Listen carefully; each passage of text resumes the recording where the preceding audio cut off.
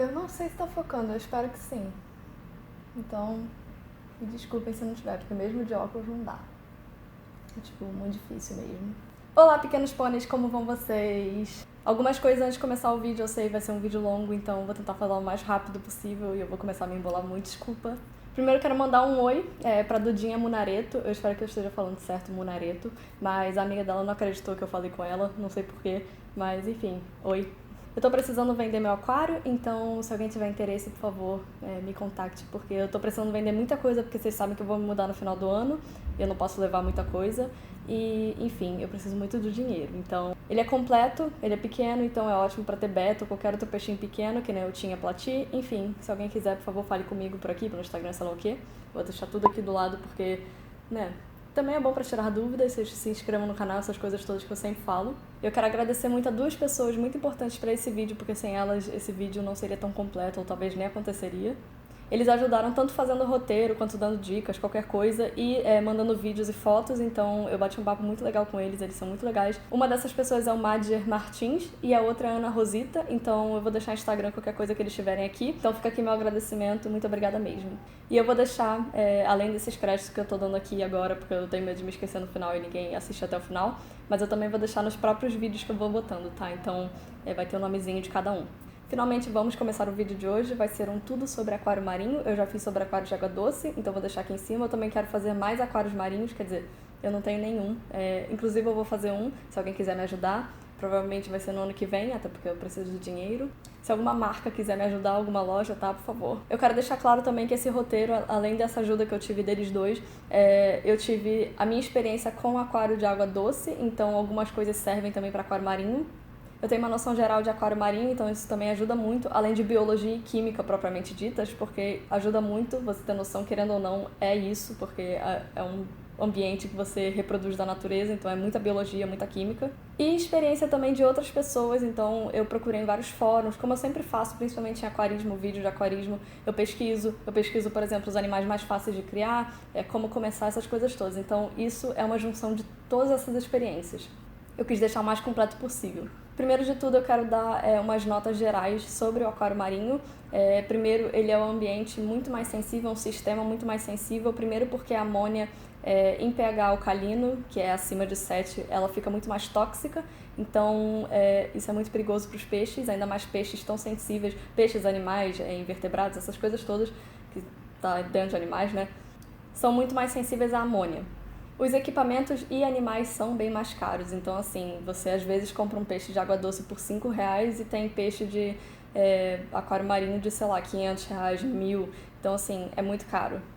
Isso não é regra não, tá? Claro, tem peixes mais baratos, corais mais baratos, invertebrados mais baratos, mas é muito caro, sério, no geral é muito caro.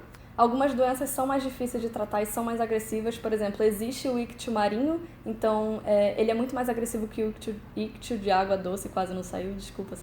Então o ictio marinho é muito mais difícil de tratar do que o de água doce, então muitas doenças são assim também. Eu estou dando exemplo do ictio porque é o mais comum. A manutenção tem muito mais etapas, então além das TPAs, as famosas TPAs que você faz em qualquer aquário, ainda tem que repor a água doce, tem que fabricar sua água salgada, água marinha, ou comprar pronta, então já é mais um gasto. Também tem que controlar os níveis de minerais na água no geral, controlar o nível da amônia, que como eu falei é mais tóxica, temperatura também, que é muito perigoso. Além das TPAs, a água de reposição tem que ser uma água específica, ela tem que ser pura, muito pura, sem nenhum mineral, porque senão você vai estar desequilibrando o seu sistema já estabilizado, então tem que ser uma água deionizada. Eu vou falar disso mais pra frente também. Isso além das TPAs. E é muito comum, eu acho até que é mais comum do que em água doce, as espécies de peixes principalmente brigarem. Então, tanto entre si, a mesma espécie, quanto outras espécies. Então, você tem que tomar muito cuidado na hora de você escolher sua fauna. Falando um pouco dos equipamentos, o principal de todos é o skimmer. Então ele faz o papel do filtro, só que ele é diferente dos outros filtros, por exemplo, de água doce, porque ele pega a matéria orgânica acumulada na superfície da água. Então ele pega todas as proteínas, ele é muito esquisitinho, mas é muito legal porque ele é diferentão. Para tirar amônia, nitrato e nitrito, ele não é tão eficaz, então tem que ter um filtro complementar para ter essa função. Você precisa também de um chiller, então é aquele equipamento que começa a resfriar a água. É muito importante porque, como eu falei, os animais marinhos são muito sensíveis, tanto peixe quanto corais, que também são animais, né? Eu vou botar o vídeo aqui em cima só sobre corais. A tendência de um aquário maior, com mais água, é sempre manter a temperatura, manter a estabilidade do meio. Muito importante também é o uso de rochas vivas. Elas já têm as colônias de bactérias benéficas, aquelas que... Sabe quando eu falei do skimmer, que ele não faz também essa parte de retirar amônia e tudo mais? As rochas vivas vão ter esse papel. Você pode tanto botar no aquário, que são aquelas rochas bonitas, sabe? Que normalmente não tem uma cor ou é tipo cinza, roxo. E também pode botar no SUMP, que eu também vou falar daqui a pouco, que tudo que vai botar no SUMP, essas bactérias vão tirar justamente a amônia e o nitrato. Eu explico mais sobre isso no vídeo de aquário doce, porque é o mesmo esquema. As bactérias transformam a amônia em nitrato e depois em nitrito. E aí o nitrito você retira com a TPA, porque chega uma hora que elas não conseguem mais metabolizar. O recomendado mais ou menos é 1 kg de rocha viva para cada 10 litros de água. Além de colônia para as bactérias, essas rochas também agem como esconderijo, toca, decoração, lugar que você pode botar os corais, por exemplo. Então, enfim, tem muitos propósitos. E muitos aquaristas também usam só isso como mídia biológica. Então, no SUMP, no filtro, você vai botar só isso. Mas tem gente que também bota anel de cerâmica, essas outras coisas que também servem como mídia biológica, como casinha para as bactérias. Complementar as rochas vivas, você também pode usar rochas mortas. É basicamente a mesma coisa, a única diferença é que elas não têm micro-organismos vivendo nelas. Então, se você for usar, vai ser como complemento, você tem que botar a rocha morta perto de uma rocha viva, ou rocha viva no SUMP, alguma coisa assim, porque essas bactérias vão começar a colonizar a rocha morta também. Então, ela vai virar uma rocha viva depois. Você vai precisar de substrato, né? Porque além dele ser esteticamente bonito, você também vai usar como mídia biológica. Então, o ideal é não usar areia, porque a areia pode entupir o filtro, isso também para aquário doce. Então, o ideal é usar concha moída. É até melhor porque isso controla o pH, porque a concha é alcalina. Também me recomendaram, fazendo esse roteiro, botar que precisava de pelo menos 5 centímetros de concha moída para o substrato. Você vai precisar de um refratômetro. Ele vai servir justamente para você medir o nível de salinidade na água. Então, a escala vai de 1000 até 1025 e o normal entre 1024 e 1025. Também é bom ter nível de dureza parcial, dureza total da água. Principalmente se você tiver coral duro, você vai precisar do teste de KH, ainda mais junto com o teste de magnésio e cálcio, porque são minerais que ele precisa para se compor. E o equipamento para medir esses minerais é chamado de dosadora. Vai precisar de teste para amônia e os subprodutos, como eu falei, nitrato e nitrito. pH também é muito importante, essas coisas todas. Como eu comentei no início, você vai precisar de uma água muito pura para fazer a reposição de água doce. Então, você vai precisar de uma água deionizada. Você pode ou comprar pronta, mas como eu falei, é mais um custo, ou você pode comprar um filtro. O filtro se chama deionizador. E o que ele faz é retirar todos os sais, tudo da água, e você vai ter uma água extremamente pura. Para essa água de reposição, água doce, você vai precisar de um teste de TDS, que é o teste de sólidos dissolvidos na água, sólidos totais dissolvidos na água, que é justamente para testar essa pureza da água doce que você vai repor. A iluminação é uma parte muito importante porque os animais, corais principalmente, dependem desse fator para o crescimento deles e para o desenvolvimento. Existem alguns tipos de lâmpadas, a LED eu acredito que seja a mais popular, a mais conhecida, a mais barata talvez. Existe também a tubular e a HQI. Você precisa de uma lâmpada também com um mínimo de 10.000 Kelvin de temperatura justamente para impedir o crescimento de algas. E a potência, que seria o watts por litro, essas coisas todas, você tem que calcular dependendo do que você precisa botar no seu aquário de coral. Então, alguns corais precisam de mais iluminação, alguns precisam de moderada, alguns podem com pouca, mas aí você tem que pesquisar o coral que você quer para poder fazer a iluminação em cima disso. A potência também depende do tipo de lâmpada, então não é a mesma regra para todas as lâmpadas. A ordem de necessidade por luz, os que mais precisam de luz para os que menos precisam são corais SPS, que são os mais difíceis de manter na teoria, eu falei isso no vídeo também de corais. Depois os LPS, depois os moles e depois os peixes. Você também precisa de uma bomba de circulação, é muito importante porque se o seu aquário tiver zona morta, pode criar alga, pode criar um bando de coisa ruim, tanto para os peixes quanto para qualquer outra vida no seu aquário. E muitos corais precisam de circulação. Não precisa de uma circulação forte, até porque, por exemplo, as anêmonas não gostam de circulação forte, elas vão ficar andando pelo aquário até achar uma posição ideal, esse que é o ruim. Então você tem que ir adaptando e adaptar, desenvolver seu aquário de acordo com a necessidade de cada coral, se você tiver coral. Então você pode mudar de lugar para ver qual é o melhor, enfim, você vai vendo o que eles preferem. O SUMP é onde todo esse equipamento vai, então o skimmer vai ficar lá, o chiller, toda a mídia biológica, carvão, não pode ter fosfato, o carvão ativado não pode ter fosfato, também pode ser substituído por purigen, pelo menos foi o que me falaram. Também tem um reservatório de reposição, então seria água doce. Tem também a bomba de circulação, de recalque, porque precisa puxar água do aquário e depois voltar, né? O ideal é que seja de 5 a 10 vezes maior que a litragem do aquário. Uma coisa que eu esqueci de falar enquanto eu estava falando sobre o skimmer é que o ideal, ele tem um copinho no meio, né, para coletar toda essa matéria orgânica. O ideal é que essa água saia suja, tipo, muito preta. Se estiver saindo mais clara, marronzinha para mais clara, quer dizer que tem alguma coisa errada e você tem que regular ele de novo. E sobre as TPAs, elas são muito simples, você tem que sifonar, você tem que fazer aquela limpezinha geral, tipo tirar alguma alga que tiver.